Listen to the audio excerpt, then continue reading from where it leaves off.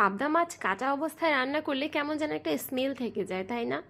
আবার ভেজে রান্না করলে মজাই লাগে না। তাই আজকে শেয়ার করব এমন দুটো সিম্পল টিপস, যাতে করে কাঁচা অবস্থায় রান্না করলেও একটুও গন্ধ থাকবে না, আবার স্বাদও হবে দ্বিগুণ। প্রথম টিপস হচ্ছে লেবুর রস। হ্যাঁ, রান্নার আগে পাবদা মাছগুলোকে লেবুর রস আর লবণ হলুদ দিয়ে 5 থেকে 7 মিনিট মেরিনেট করে নিতে হবে। এরপর স্বাভাবিক নিয়মেই রান্না করতে হবে। একটু আদা রসুন বাটা আর তার সাথে পাটায় বাটা জিরা আর পাঁচফোড়নও দিয়ে দিচ্ছি। মেরিনেশনের পানিটা যেহেতু আমি ফেলে দিব না, তাই লবণ হলুদ অল্প পরিমাণে দিব। এখন বলছি দ্বিতীয় টিপসের কথা। দ্বিতীয় টিপস হচ্ছে মশলাতে একটু পানি থাকা অবস্থায় মাছগুলোকে দিয়ে দিব। আর মাছ এবং মশলার এই পানি পুরোপুরি না শুকিয়ে যাওয়া পর্যন্ত ফ্রেশ পানি দিব না।